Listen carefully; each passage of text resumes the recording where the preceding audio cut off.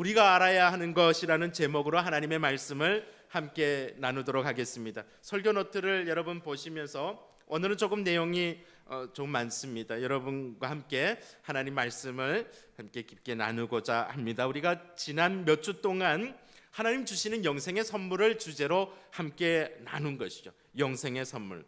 우리는 교회에서 신앙생활을 할 때 우리는 기대하는 것들이 있습니다. 여러 가지 많은 것들이 있죠. 교회를 통해서 누리고 있는 여러 가지 유익들, 또 기도의 응답, 또 교회를 통해서 우리 신앙생활이 더 풍성해지기를 원하죠.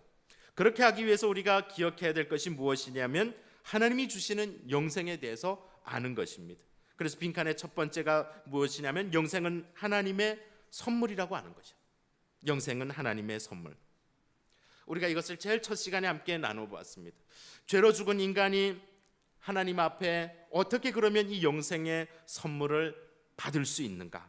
가장 먼저 우리가 살펴봤던 것이 하나님의 은혜라고 하는 거죠. 하나님은 이 영생의 선물을 우리에게 값없이 선물로 주시기를 원하고 계십니다. 하지만 로마서 6장 23절에 있는 그 말씀처럼 로마서 3장 23절에 있는 말씀처럼 모든 사람이 어떻게 해요? 죄를 범하였음에 이 영생의 선물을 우리가 받을 수 있는 또 하나님이 선물로 주시는 이유, 그리고 또 이 영생의 선물을 받을 수 없는 이유가 무엇입니까? 바로 모든 사람이 죄를 범하였기 때문입니다. 영생은 하나님의 선물이고 우리에게 영생을 선물로 주시는 이유는 우리 모두를 사랑하시기 때문에 또한 우리 모두가 죄를 범하였기 때문입니다. 그리고 지난주에 우리 성찬 예식과 함께 살펴본 말씀이 무엇입니까? 사랑과 공의의 하나님이십니다. 우리 하나님은 사랑의 하나님이십니다. 에스겔 33장 11절에 보면 나는 악인이 죽는 것을 기뻐하지 않는다라고 말씀하시죠. 오히려 그 길에서 돌이켜 떠나 사는 것을 기뻐하신다. 이 사랑의 하나님이 바로 우리에게 영생을 주시는 하나님이시죠.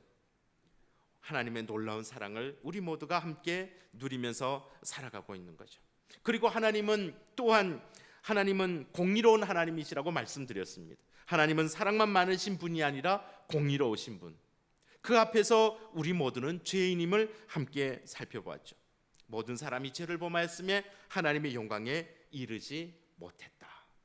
하나님은 우리를 사랑하시지만 지난번에도 예화를 드렸습니다.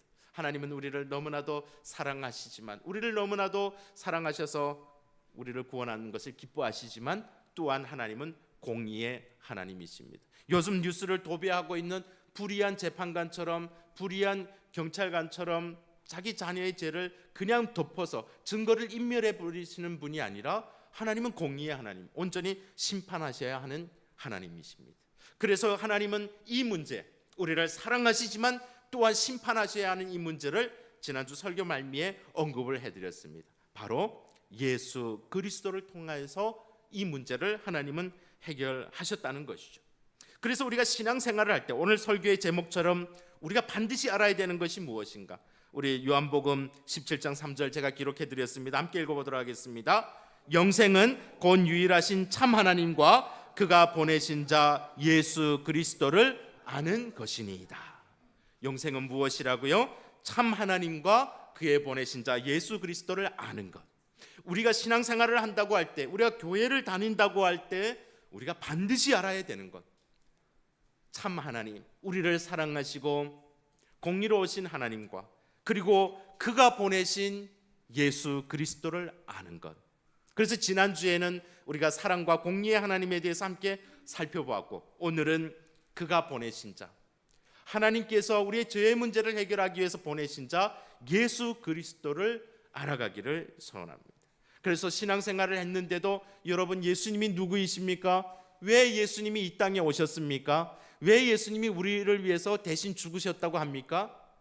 그러면 잘 모르겠는데 그냥 목사가 그렇게 이야기하니까 그런가 보다 하는 거죠. 요즘 뉴스에도 여러분 자주 나오고 있는데요. 그런 얌체 같은 분들이 있다 그러더라고요. 주말이 되면 토요일이나 주일 되면 결혼식을 하지 않습니까? 워낙 손님들이 많이 오는 결혼식에는 누가 누군지를 잘 모르는 겁니다. 그러면 봉투에다가 여러분 또 악용하시면 안 됩니다. 부의금을 조금만 넣어가지고 가서 그냥 배부르게 그 뷔페 음식을 먹고 도망치는 사람들도 있다고 그러는 거예요. 그럼 뭡니까? 음식은 먹어도 결혼식장에는 있어도 그 신랑과 신부하고는 무관한 것이죠. 오늘 우리 신앙생활도 마찬가지입니다. 예수님이 우리의 신랑 되시는데 우리는 그게 누군지도 생각하지 않고 그냥 교회에 와서 음식만, 또 음식이라는 것이 아닙니다. 진짜 신랑과 신부를 모른다고 하면, 그러면 그 신랑이 나중에 심판하러 오실 때 내가 너를 모른다고 하면 그것만큼 불행한 일은 없을 것입니다. 예수 그리스도를 아는 것이, 온전히 아는 것이 참 신앙의 행복이고 영생인 줄로 믿습니다. 우리가 예수 그리스도를 온전히 알 때 거기로부터 우리의 신앙이 온전히 출발하게 되는 것이죠. 그렇다면 오늘 우리가 이 성경 말씀을 통해서 우리가 알아가야 될 예수님은 어떤 분이신가? 첫 번째로 함께 해보도록 하겠습니다. 예수님은 참 인간이십니다. 앉아 계시기는 수십 명이 앉아 계시는데 늘 하시는 분, 옆에 안 하는 분이 있으면 신고하십시오. 따라서 한번 해볼까요? 예수님은 참 인간이십니다. 오늘 우리가 함께 읽은, 여러분 성경을 펴시고 우리 2절과 3절에 있는 말씀, 이사야서 53장 2절과 3절에 있는 말씀을 함께 읽어볼까요? 그는 주 앞에서 자라나기를 연한 순 같고 마른 땅에서 나온 뿌리 같아서 고운 모양도 없고 풍채도 없은즉 우리가 보기에 흠모할 만한 아름다운 것이 없도다.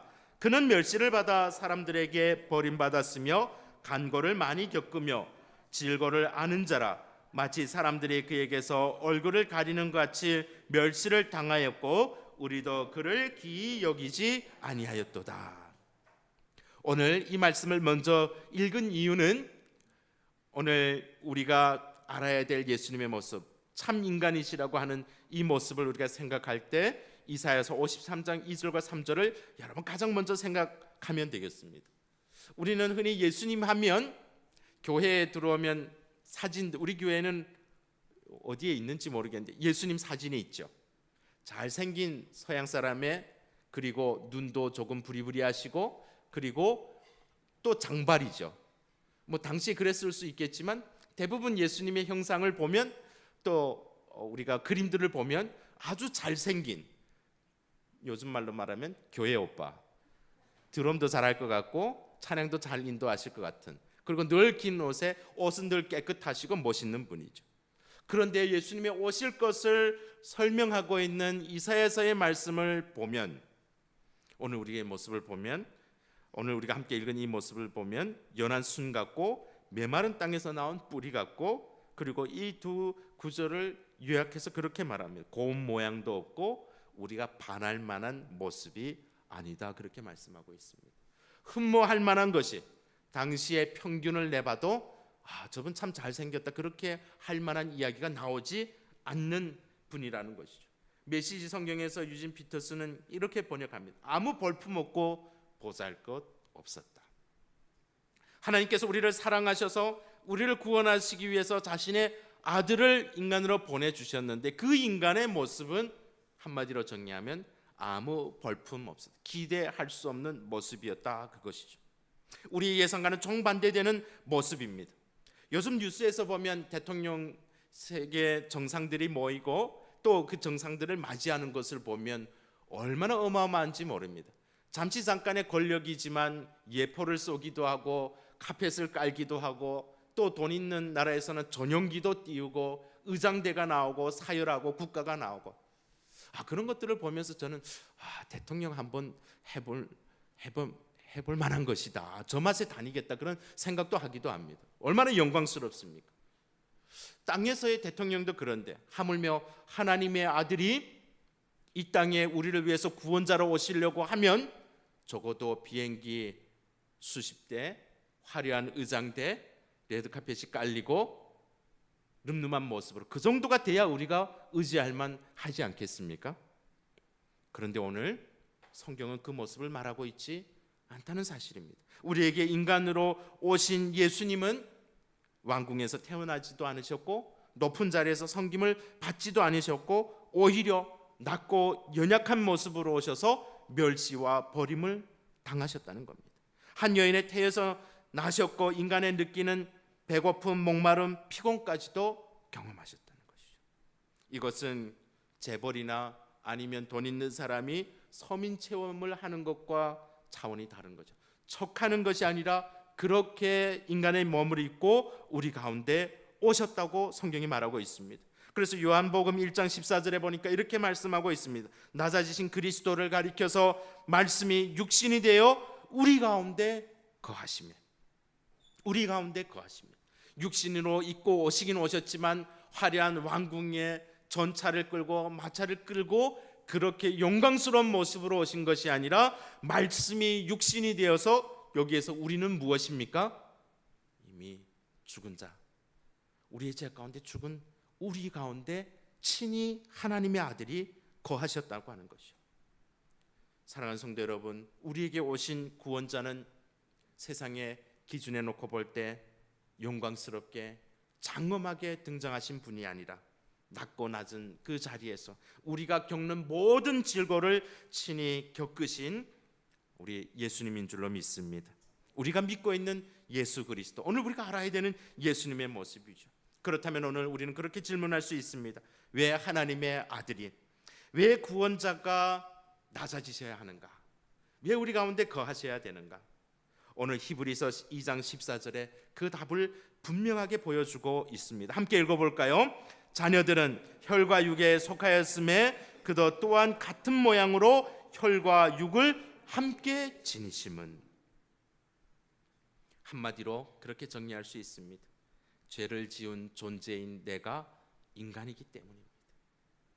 그가 사랑하시는 우리가 인간이기 때문에, 죄에서 구원받아야 될 내가 바로 인간이기 때문에, 하나님의 심판대 위에 놓여진 존재가 바로 인간이기 때문에, 육을 가진 사람이기 때문에 그가 동일하게 우리의 몸을 입고 오셨다는 것이죠. 우리가 혈과 육을 가진 존재이기에 하나님의 아들이 우리와 같은 모양으로, 우리를 죄에서 구하기 위해 죄인과 같은 모양으로 오셨습니다.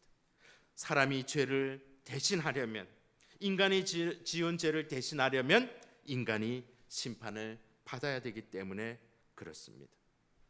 제가 1층에서 이렇게 보다 보면, 우리가 주일에 전도하고 수요일에도 전도하다 보면 팝콘이 떨어져 있으면 이 비둘기가 그것을 먹으러 들어옵니다. 이 습관이 되어서 비둘기도 요일은 기가 막히게 하는 것 같아요. 주일에만 와요. 주일에만. 그래서 제가 보면서 이 비둘기도 제가 보면 이 무늬를 보면 알거든요. 제가 출석 잘하는 애구나. 쟤는 게으른 애구나. 시간 맞춰서 정확하게 와요. 시간 맞춰서. 수요일에도 보면요, 혼자 오질 않아요. 또 데리고도 와요. 그런데 걔가 발을 잘못 들여서 1층에 들어왔다 길을 잃어버리는 거예요. 그러다 보면 유리 창문에 머리를 쫓는 거예요. 아무리 제가 소리치죠, 문이 여기라고, 비둘기가 못 알아듣는 거예요. 제가 비둘기만 될 수 있다면, 비둘기의 언어를 알 수가 있다면 쉽게 알려줄 수 있지 않겠습니까? 하나님의 아들이 우리와 같은 언어와 우리와 같은 몸을 입고 오신 것은 바로 우리를 죄악 가운데서 구원해 주시기 위해서, 우리의 죄를 대신하시기 위해서 하나님의 아들이 인간의 몸을 입고 오셨다는 것이죠. 그렇다면 오늘 하나님의 아들이 인간만 되셔서 되는 것인가? 인간의 몸으로 오시기만 하면 되는 것인가? 그렇지 않습니다. 오늘 히브리서 4장 15절에 무엇이라고 말씀하고 계십니까? 함께 읽어볼까요? 모든 일에 우리와 똑같이 시험을 받으신 이로되 죄는 없으시니. 하나님의 아들은 낮고 낮은 자리에 인간의 몸을 입고 이 땅 가운데 오셨지만 그는 죄가 없으신 분이셨습니다. 만약 그가 죄가 있으시다면, 죄인된 모습으로 오셨다고 하면 그는 자기 자신도 구원할 수 없을 것입니다. 왜냐하면 이미 심판대 가운데 놓인 사람이, 죄악 가운데 있는 사람이 옆 사람을 구원해 낼 수 없는 것처럼 말입니다. 감옥에 갇힌 사람이 옆에 있는 죄수를 어떻게 구원해 낼 수 있겠습니까? 우리의 죄를 대신하기 위해서 찾아오신 예수님은 인간의 몸으로 오셨을 뿐만이 아니라 그는 죄가 없으신 분이셨습니다. 우리와 같이 참 사람이 되셨지만 우리 같은 죄인이 아니셨습니다. 우리와 같은 혈과 육을 입으셨지만 죄가 없으신 예수님은 죄가 없으신 분이십니다. 어떤 죄도 어떤 악도 없으신 온전히 하나님을 사랑하셨고 온전히 하나님께 순종하신, 불순종의 죄악 가운데 있는 우리를 순종하신 하나님의 아들이 구원하시기 위해 이 땅에 오셨다고 하는 것이죠. 그래서 오늘 로마서 5장 19절에 무엇이라고 말씀하고 있습니까? 함께 읽어보겠습니다. 한 사람이 순종하지 아니함으로 많은 사람이 죄인 된 것 같이 한 사람이 순종하심으로 많은 사람이 의인이 되라. 그가 참 인간이시라고 고백하는 이유, 그가 참 인간으로 오신 이유가 무엇입니까? 바로 오늘 로마서에 있는 말씀이 답이 되는 것이죠. 한 사람 아담으로 말미암아서 순종하지 아니함으로 많은 사람이 죄악 가운데 죄의 진노 가운데 놓여 있는 것처럼 그 한 사람, 또 다른 아담을 통해서, 두 번째 아담을 통해서 순종하심으로 많은 사람을 의의 길로 인도하시기 위해서 우리 예수님은 참 인간의 모습으로, 어떤 모습이라고요? 참 인간의 모습으로, 죄가 없으신 모습으로 영광 중에 세상에 깃발 드높이 오신 것이 아니라 우리의 모양으로 혈과 육을 입으시고 낮고 낮은 자리에 오신 참된 구원자이신 줄로 믿습니다. 이것이 오늘 우리가 알아야 되는 예수님의 첫 번째 모습입니다. 두 번째로 예수님은, 함께 해보겠습니다. 예수님은 참 하나님이십니다. 오늘 예수님께서 참 사람으로 오셨다는 것을 우리가 함께 살펴보았죠. 죄 없는 한 인간으로 오셨다는 것을 보았습니다. 그런데 이것만으로 모든 문제가 해결되는 것, 하나님께서 맡겨주신 많은 사람을 의의 길로 인도하는 그 길을 걸어가실 수 있는가? 아무리 선하고 훌륭한 사람이라고 하더라도 모든 사람의 죄를 짊어질 수는 없습니다. 어떻게 한 사람의 죽음이 많은 사람의 죄값을 대신할 수 있겠습니까? 그것은 우리의 죄가 단순히 인간에게 지은 죄가 아니라 창조주이신 하나님께 지은 죄이기 때문에, 창조주를 거역한 죄이기 때문에, 하나님께 순종하지 않고 하나님을 영화롭게 하지도 않은 그 죄이기 때문에, 단순히 인간의 몸을 입고 왔다고 해서 우리의 죄의 문제가 해결되는 것이 아닙니다. 이사야서 43장 11절에도 나는 곧 여호와라, 나 외에 구원자가 없느니라. 하나님이 아니시고는 이 죄의 문제를 그 누구도 해결해 줄 수 없기 때문에 그렇습니다. 오늘 내가 범한 죄를 천사도 선지자도 어떤 종교 지도자도 우리의 어떤 행위도 그 심판 가운데서 구원할 수는 없습니다. 오직 하나님만이 구원자가 되시는 줄로 믿습니다. 그래서 혈과 육을 입고 이 땅에 오신 예수님은 태초부터 하나님과 성부와 함께 계셨고 본질상 하나님의 아들이라고, 본질상 하나님이라고 우리가 고백하고 있는 것이죠. 히브리서 1장 3절에 이렇게 말씀하고 있습니다. 이는 하나님의 영광의 광채시요 그 본체의 형상이시라. 하나님과 비슷한 천사가 아닙니다. 하나님과 비슷한 피조물이 아닙니다. 그가 하나님이셨습니다. 태초에 말씀이 계시니 그 말씀은 곧 하나님이시라. 영광의 강체이시며 본체의 형상이죠. 성부와 동일한 신적 본성을 가지신 영원하신 하나님이십니다. 그래서 우리가 그렇게 예수님을 소개할 수 있죠. 한 분 예수 그리스도 안에 참된 신성과 참된 인성이 연합되었다. 다시 말하면 오늘 신성과 인성이 뒤섞인 것이 아니라 성부와 동일한 신성을 가졌고 절반은 하나님이고 절반은 사람인 것, 그것이 아닙니다. 때로는 하나님이셨다가 때로는 사람으로 바뀌시는 분도 아닙니다. 그 안에 하나님 한 인격과 인간의 또 다른 인격이 따로 존재하는 것이 아니라 참된 인성과 참된 신성이 연합되어 있다, 그렇게 이야기하죠. 웨스트민스터 신앙 고백서에 이것을 아주 쉽게 잘 정리를 해놨습니다. 완전한 신성과 완전한 인성이 한 인격 안에 연합되었기 때문에 두 본성은 서로 섞이지 않고 변하지 않으며 나뉘거나 분리되지 않는다. 다시 말하면 우리에게 예수님은 참 사람이 아니시라면 우리를 대신할 수 없으며 참 하나님이 아니시라면 완전한 구원을 이룰 수 없음을 말해주고 있는 것이죠. 오늘 우리를 대신하여 고난받으신 그분은 바로 하나님의 아들이시며 단순한 한 인간으로서 심판을 받으신 것이 아니라 하나님의 아들로서 인간의 몸으로 십자가에 달리셨다고 말씀하고 있습니다. 오늘 참 하나님, 그가 하나님이 보내신 예수 그리스도가 참 하나님이어야 하는 이유를 하이델베르크 요리문답에 이렇게 말하고 있습니다. 신성의 능력으로 인성 안에서 하나님의 진노의 무게를 감당해야 되기 때문입니다. 하나님의 이 진노의 무게, 우리의 죄로 인한 그 죄의 무게를 누가 감당할 수 있겠습니까? 참 하나님이신 예수 그리스도. 그래서 오늘 우리가 이 말씀을 함께 읽을 때, 우리가 하나님께서 우리를 위해서 보내신 예수 그리스도를 바라볼 때, 그는 참 인간이셨고 죄가 없는 인간이셨고 그리고 참 하나님이시라는 사실입니다.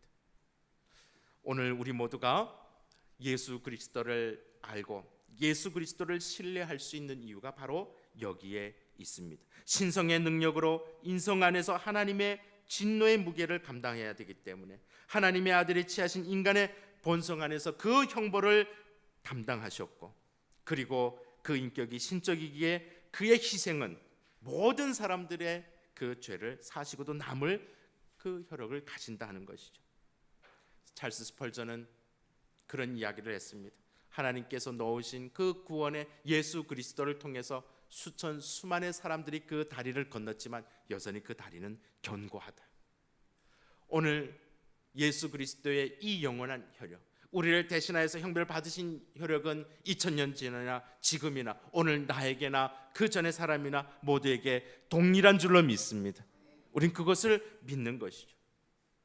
오늘 우리의 죄의 문제를 해결하기 위해서 택하신 하나님의 방법이 바로 예수 그리스도를 통한 이 대속의 은혜인 것이죠. 이것은 우리에게 아주 중요한 교훈을 주고 있습니다. 왜 예수 그리스도가 인간의 몸으로, 왜 하나님이 인간의 몸을 입고 이 세상에 오셨는가? 우리가 구주라고 고백하고 있는 그분은 어떤 분이신가를 알 때 우리가 두 가지를 기억해야 되죠. 하나님의 아들이 오셔야만 했다는 사실은 우리의 죄가 그분 외에는 해결될 수 없는 무거운 죄라는 것이죠. 또 하나는 하나님이 친히 그 아들을 보내셨다는 것은, 하나님이 이 땅 가운데 인간의 몸을 입고 오셨다는 사실은 그만큼 하나님의 사랑이 크다는 것을 보여주고 있는 것이죠. 하나님이 우리를 너무나도 자신이 사랑하는 아들을 내주셔야 할 만큼, 그분이 아니고서는 이 길을 해결할 수 없는 그 길, 그만큼 우리를 사랑하고 그 앞에서 우리는 정말 용서받을 수 없는 죄인이었다는 사실을 이 말씀을 통해서 깨달을 수 있는 우리 모두가 되기를 주님의 이름으로 간절히 축복합니다. 그러면 오늘 우리가 믿고 따르는 그리스도를 바라볼 때 그 앞에서 우리는 무엇을 생각해야 될까요? 하나님 앞에서 내가 죽을 죄인입니다. 하나님 앞에 이미 심판받아 마땅한 죽을 죄인이고, 그럼에도 불구하고 하나님 나를 사랑하셔서 자신의 아들을 내어주심에 감사합니다. 이것이 오늘 우리의 고백이 될 수 있기를 주님의 이름으로 간절히 축복합니다. 그러면 오늘 우리가 참 하나님, 오늘 이 땅 가운데 오신 참 하나님이시고 참 인간이신 예수 그리스도를 생각할 때 우리가 세 번째로 생각할 것은 바로 이것입니다. 예수님은 우리의 죄악을 담당하셨다는 것이죠. 우리의 죄악을 담당하시기 위해서 이 땅 가운데 오셨다는 사실을 우리는 기억해야 됩니다. 오늘 본문의 말씀을, 우리 6절에 있는 말씀을 한번 함께 읽어보도록 하겠습니다. 우리는 다 양 같아서 그릇 행하여 각기 제 길로 갔거늘 여호와께서는 우리 모두의 죄악을 그에게 담당시키셨도다. 성경은 오늘 우리의 모습을 다 양과 같다고 말씀하고 있습니다. 양은 자기 눈에 보기 좋은 대로 갑니다. 그것이 어떤 위험한 길임에도 그것을 인식할 수 없고 서심없이 목자의 음성을 듣지 않고 가는 것이 양의 모습이죠. 그런 우리의 모습을 보시고도 참 저희 개인적인 모습을 보고도 그런 생각을 많이 하게 됩니다. 하나님께서 나를 돌이키시기 위해서 신앙생활을 오래 하다 보면 그런 착각이 들 때가 있습니다. 나는 저 양들보다는 괜찮은 양이야. 나는 예수님이 처음 찾아오셨을 때 나는 바로 예수님을 믿고 나는 고집스럽게 내 길로 걸어가지 않고 참 나는 꽤 괜찮은 양이야. 그렇게 생각이 들 때가 많습니다. 뭐 여러분은 아니시겠지만 저는 개인적으로 그렇습니다. 아닌 척 하셔도 여러분들 중에도 많이 계실 것 같습니다. 근데 제가 그런 생각을 해보게 됩니다. 그때 하나님이 저를 포기하셨더라면 그러면 어떻게 됐을까? 여전히 예수 믿고도 여전히 죄악 가운데 있고, 여전히 하나님을 거부하고, 여전히 하나님의 손길을 벗어나서 도망하고. 그런데 오늘 하나님은 우리 모두를, 이스라엘 백성들을 그렇게 하셨던 것처럼 우리 모두를 포기하지 않고 이 자리 가운데로 불러 주신 줄로 믿습니다. 그렇게 하기 위해서 하나님께서 행하신 일이 무엇입니까? 여호와께서는 우리 모두의 죄악을, 나의 모든 죄악을 예수 그리스도께 담당시키셨다는 사실입니다. 그에게 담당시키셨다. 그에게 담당시키셨다. 우리가 받아야 할 책임과 형벌이 그리스도께 넘겨졌다는 사실입니다. 제가 늘 복음 제시를 하면서 즐겨 사용하고 있는 예화 가운데 하나가 있습니다. 그 복음 제시를 할 때 이 죄가 기록된 책에 대한 이 예화이죠. 그런데 제가 조금 더 바꾸어서 이 휴대폰을 가지고도 잘 설명을 합니다. 휴대폰을 다 사용하고 계시죠. 우리가 했던 모든 말, 모든 생각, 모든 제약이 여기에 다 기록이 되어 있죠. 우리가 누군가를 전화를 해서 비방했거나 아니면 하나님 기뻐하시지 않는 것을 검색했거나 이것을 통해서 누구를 욕했거나 제가 했던 말 모든 행동이 다 기록되고 이것이 블랙박스라고 생각을 해보십시오. 성경은 어느 날 이것이 하나님 앞에서 펼쳐지게 될 날이 온다고 말씀하고 있는 거죠. 우리 아무리 요즘 보니까 범죄자들이 휴대폰 하면은 내 힘으로 이걸 막 포맷도 시키고 어떤 분들은 비밀번호를 20몇 자리도 막 만들고 그러더라고요. 그런데 그 국가수에 들어가면요, 포렌식 하면 다 나옵니다. 세상도 그러할진데 천지를 창조하신 하나님 앞에서 우리가 감출 수 있는 것이 있겠습니까? 최신 기종을 바꾼다 하더라도 겉모양은 번지르르 하지만 우리의 모습이 그렇다는 거죠. 그런데 하나님께서 이 모든 것을 어떻게 해요? 예수 그리스도께로 옮기셨다는 것이죠. 우리는 우리 스스로 이것을 없애보려고 기계도 바꾸고 아니면 통신사도 바꿔보고 메모리도 포맷해보고 카카오톡도 나갔다가 들어갔다가 지웠다가 텔레그램도 지웠다가, 그런데 하나님 앞에서 낱낱이 보이게 되는 것이죠. 죄의 정갈한 하나님께서 그리스도께 우리의 죄를 담당하게 하셨다는 것은 우리가 받아야 할 책임과 형벌을 그리스도께 담당시키셨다는 것이죠. 오늘 우리의 모든 죄가 예수 그리스도로 말미암아 우리의 모든 죄의 문제가 해결된 줄로 믿습니다. 고린도후서 5장 21절이 이 부분을 잘 설명해 주고 있습니다. 함께 읽어보겠습니다. 하나님이 죄를 알지도 못하신 이를 우리를 대신하여 죄로 삼으신 것은 우리로 하여금 그 안에서 하나님의 의가 되게 하려 함이라. 제가 나중에 다시 한번 이 부분을 설명드릴 때가 있지만, 죄로 삼으셨다는 것은 그가 실제 죄인이 되으셨다는 것이 아니라 죄가 없으신 아들을 우리를 위해서 속죄 제물로 삼으셨다는 것이죠. 또 하나의 이 담당, 이 우리가 뭐 조금 신학적인 용어로는 뭐 이중전가라고도 그렇게 하지만 또 하나 그리스도께서 하신 놀라운 일, 우리의 죄를 그분께 담당시키셨을 뿐만이 아니라 예수 그리스도께서 이루신 완전한 일을 우리에게 주셨다는 것이죠. 우리가 이렇게 입고 있는 더러운 옷을, 이 죄의 더러운 옷을 단순히 벗겨서 우리가 벌거벗겨진 채로 그냥 그 상태가 아니라 오히려 마치 그 아버지가 사랑하는 아들에게, 돌아온 탕자에게 좋은 옷을 입히는 것처럼 예수 그리스도를 통해서 그분의 의를 우리에게 입혀 주셨다고 하는 거죠. 그래서 우리가 그리스도 안에서 그렇게 이야기할 수 있는 거죠. 우리가 죄인이었지만 우리가 하나님 안에서 의인이라고 담대하게 이야기하는 것이죠. 우리가 행한 불순종의 책임을 그리스도께서 대신 지시고 그의 완전한 순종이 우리의 의로 인정되었다는 것이죠. 우리는 우리의 죄만 가지고 그리스도 앞에 나아갔지만 그리스도는 그가 행하신 완전한 의로 우리를 덮어주시는 줄로 믿습니다. 나의 죄가 그리스도께 전가되고 그리스도께서 행하신 의는 우리에게 전가되는 것이죠. 그래서 로마서 5장 19절에 그렇게 말씀하고 있습니다. 한 사람이 순종하심으로 많은 사람이 의인이 되리라. 나의 죄가 하나님의 아들에게 전가되고 하나님의 아들의 의가 우리에게 전가되는 것입니다. 그래서 우리는 하나님 앞에서 이 죄의 문제가 해결되게 되는 것이죠. 그렇기 때문에 하나님의 아들이 십자가에서 나의 죄악의 형벌을 담당하셨다고 우리가 고백하고 있는 겁니다. 불순종의 값을 대신 치르셨고 완전한 순종의 의는 우리에게 선물로 주셨습니다.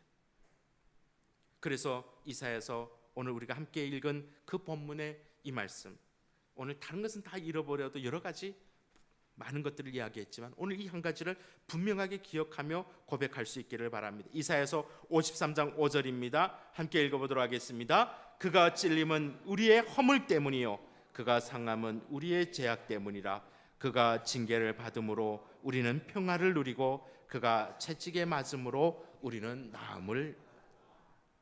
오늘 이것이 이루어지기 위해서 그리스도가 인간의 몸으로 오셨고 하나님의 아들이 우리에게 오셨고, 이것을 온전히 알게 되면 이 말씀이 우리에게 와닿는 거죠. 저는 십자가를 온전히 이해하지 못할 때 저는 그렇게 생각을 했습니다. 2000년 전에 다른 사람 위해서 죽으신 그 십자가에 나 하나 더 얹어진 것이 아닐까? 그것이 나하고 무슨 상관이 있을까? 어차피 죽으신 김에 나 하나 더 얹어진 것이 아닐까? 아니요, 성경은 오늘 그렇게 말씀하고 있습니다. 그가 찔린 것은 우리의 허물 때문이에요. 그가 찔린 것은 나의 허물 때문입니다. 우리 모두의 허물 때문입니다. 우리라고 하면 우리라는 그 속에 또 우리는 감추려고 하죠. 나 때문에, 나의 허물 때문에 그리스도께서 찔리셨습니다. 그가 상하신 것은 나의 죄악 때문입니다. 그가 징계를 받으신 것은 나 때문에 징계를 받으시고, 그리고 그가 채찍에 맞음으로 내가 하나님의 자녀로, 의의 자녀가 되게 된 줄로 믿습니다. 나의 것입니다. 여러분, 이 십자가 바라볼 때 우리 모두가 그렇게 함께 고백하며 나아가기를 원합니다. 그가 찔림은 나의 허물 때문입니다. 그가 멸시를 받으면, 그가 고통을 누리면, 그가 채찍을 맞으면 나를 위해서, 나를 하나님의 자녀 삼으시기 위해서, 구원하시기 위해서, 죄악의 그 고통 가운데서 구원하시기 위해서 우리를 대신하여 그 고난의 잔을 마신 주님을 우리가 기억하는 것이죠. 성경은 분명히 말씀하고 있습니다. 이것은 그리스도의 질고가 아닙니다. 그리스도의 슬픔, 그리스도의 허물이 아니라, 그리스도의 죄악이 아니라 우리의 죄였다고 이야기를 하는 것이죠. 사랑하는 성도 여러분, 오늘 우리가 십자가를 바라볼 때, 신앙생활을 해야 될 때 우리는 많은 것들을 알기를 원합니다.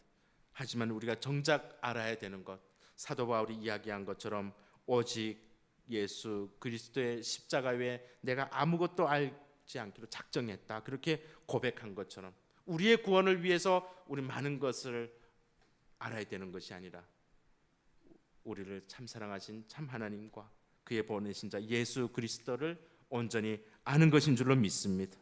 다시 한번 말씀을 정리하면서 오늘 기도의 자리로 나아가기를 원합니다. 왜 그가 인간으로 오셔야 하는가? 사람의 죄를 사람의 대표로서 대신하기 위해서입니다. 죄를 지은 그가 사랑하는 존재가 인간이기에 그의 몸을 입고 그와 같은 모양으로 이 땅 가운데 오셨습니다. 그리고 그는 죄가 없으신 하나님이셨습니다. 왜 그가 하나님의 아들이십니까? 하나님이 인간의 심판을 감당하고 죄인을 구원하시기 위해서, 하나님의 아들이 아니고서는 우리의 죄의 문제를 해결할 수 없기에 하나님은 그 아들을 보내주셨고, 그리고 그는 이 땅에 오셔서 우리의 몸을 입고 그리고 그 형벌을 대신 받으셨습니다. 우리의 모든 죄를 담당하셨습니다. 그래서 우리는 고백할 수 있는 것이요, 여호와께서 우리 모두의 죄악을 그에게 담당시키셨도다. 그가 찔림은 우리의 허물 때문에, 그가 상함은 우리의 죄악 때문에. 이 고백이 우리의 마음속에 온전히 차고 넘치기를 원합니다. 이제 다음 주 설교를 통해서, 그렇다면 그리스도께서 인간으로 오신 것, 그리스도께서 참 하나님이신 것, 우리의 죄악을 담당하신 것, 그래서 우리가 하나님 안에서 그의 의가 우리에게 덧입혀져서 그의 의가 전가되어서 하나님의 자녀가 된 것, 하나님께서 주시는 이 풍성한 은혜를 어떻게 누릴 것인가, 믿음에 대해서 함께 나눌 텐데요. 다음 주에 우리가 가지고 있는 믿음을 다시 한번 점검하고, 온전히 정말 예수님을 아직 구주로 영접하지 않으신 분들은 영접하는 놀라운 역사가 일어나기를 주님의 이름으로 간절히 축복합니다. 오늘 많은 것들을 나누었습니다. 하지만 오늘 한 가지를 분명히 기억할 수 있기를 바랍니다. 하나님은 우리를 사랑하셔서 우리 모두의 죄악을 예수 그리스도께 담당시키셨다는 사실입니다. 이 사실을 다음 주에 우리가 어떻게 함께 믿을 것인지 미리 말씀드립니다. 우리 모두가 한 주 동안 이것을 함께 생각하시면서 은혜 가운데 살아갈 수 있기를 주님의 이름으로 간절히 축복합니다. 오늘 이 시간 함께 기억하면서 나아갈 수 있기를 바랍니다. 함께 기도하며 나아가기를 원합니다. 우리 함께 우리 찬양팀 나올 때까지 우리 함께 기도하며 나아갈 텐데요. 하나님, 오늘 나의 신앙이 지식적인 신앙에서 그치는 것이 아니라 나를 사랑하신 하나님의 사랑을 누리고 오늘 하나님께서 나를 위해서 하신 놀라운 그 하나님의 은혜를 풍성히 받아 누리고 우리의 구원자 되시는 예수 그리스도를 온전히 따라가는 신앙이 되게 하여 주시옵소서. 나를 향한 하나님의 사랑을 알기만 하는 것이 아니라 누리게 하여 주시고 그리고 그 은혜 가운데 살아갈 수 있도록 하나님 우리를 도와주시옵소서. 그냥 교회 뜰만 밟는 신앙이 아니라 하나님이 죄인된 나를 얼마나 사랑하셨는가, 지금도 어떻게 사랑하고 계시는가, 나를 위해서 그리스도께서 무엇을 행하셨는지를 알고 그 구원의 은혜의 감격을 가지고 오늘 하루를 이 세상을 살아갈 수 있도록 하나님 은혜를 내려주시옵소서. 여전히 내가 하나님의 자녀라는 사실이 믿겨지지 않고 나의 신앙 가운데 하나님 베풀어 주신 그 사랑이 감격으로 다가오지 않는다고 하면 오늘 이 말씀 가운데 다시 한번 하나님 기억하게 하여 주시고 구원받은 하나님의 자녀로서 의의 자녀로서 온전한 삶을 살아갈 수 있도록 하나님 도와주시옵소서. 이 시간 우리 들은 말씀 기억하시면서 함께 합심하여 기도하도록 하겠습니다. 하나님 아버지 감사합니다. 오늘 이 아버지 하나님 본문을 통하여서 아버지 하나님 나를 사랑하사 나를 위하여 십자가에 못 박혀 죽으신 그리스도의 그 사랑을 다시 한번 경험할 수 있기를 원합니다. 참 인간이 되시고 참 사람이 되셔서 우리에게 찾아오신 주님, 우리의 형벌을 담당하신 주님, 우리를 죽기까지 사랑하신 그 사랑을 다시 한번 경험하고 다시 한번 느끼며 살아갈 수 있도록 은혜 내려 주시옵소서. 아버지 하나님, 죄악 가운데서 아버지 하나님 죄책감 가운데서 살아가는 것이 아니라 우리에게 완전한 은혜를 이루어 주신 그리스도를 바라보면서 의의 자녀로 살아갈 수 있도록 은혜 내려 주시옵소서. 예수 그리스도의 십자가를 분명히 알 수 있도록 하나님 도와주시고 아버지 하나님 십자가를 바라보며 살아갈 수 있도록 은혜 내려 주시옵소서. 아버지 하나님, 우리를 향한 하나님의 사랑을 온전히 경험할 수 있도록 주시옵소서. 하나님 아버지, 오늘 우리의 신앙이 이 땅에서의 문제만 해결받는 신앙이 아니라 참 하나님과 그의 보내신 자 예수 그리스도를 알고 인격적으로 경험하고 예수님을 영접하고 예수님과 늘 동행하는 복된 삶이 되게 하여 주시옵소서.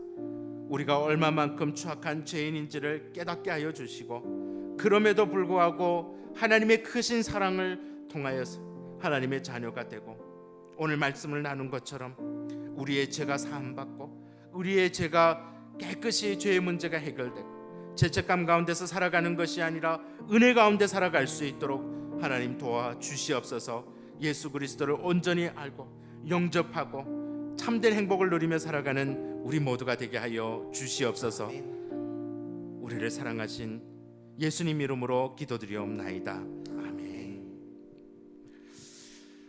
오늘 우리 다 함께 일어나셔서 찬양하며 나아가도록 할 텐데 우리 마지막으로 함께 찬양했던 우리 주 예수 나의 산소망, 그렇습니다. 예수님만이 나의 구원자가 되시고 예수님만이 나의 죄를 담당하셨고 그렇기 때문에 우리의 소망은 오직 예수, 그 예수 한 분뿐입니다. 그리스도께서 십자가에서 행하신 놀라운 일, 하나님이 그리스도를 통해서 우리에게 주시는 그 사랑을 다시 한번 경험하며 나아가기를 소원합니다. 우리 함께 찬양하겠습니다.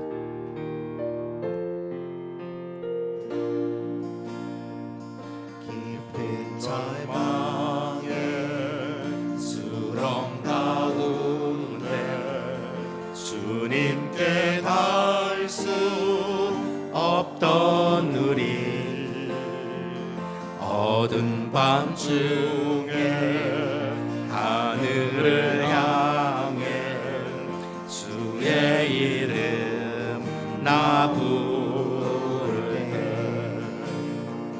어둠을 뚫고 오신 주 사랑 나의 절망 거두셨네. 주님의 공로 다 이루셨네. 주 예수 나의 산 소망. 할렐루야 주를 찬양하여라. 할렐루야 자유케 하셨도다. 죄의 저주 끊으신 주께 구원이 있도다. 주 예수 나의 산 소망. 그누가 주의 자비를 알아. 한없는 은혜 증량할까. 영광을 떠나 이 땅에 오신 죄다 되신 구주 예수. 주의 십자가 내게 말하네. 영원히 난 용납됐네. 아름다우신 왕 나는 주의 것. 그리스도 나의 산. 우리 3절 언약된 아침 언약된 아침 장사된 몸에 부활의 호흡 시작됐네. 유다의 사자 위엄찬 선포. 사막이 무너졌도다. 이제 사망은 무덤이 더는 우리를 주장할 수 없네. 유다의 사자 위엄찬 보여. 사망이 무너졌도다. 사망이 무너졌도다. 우리 주님 앞에 두 손 들고 찬양하며 나아갑니다. 주 예수 승리하셨네.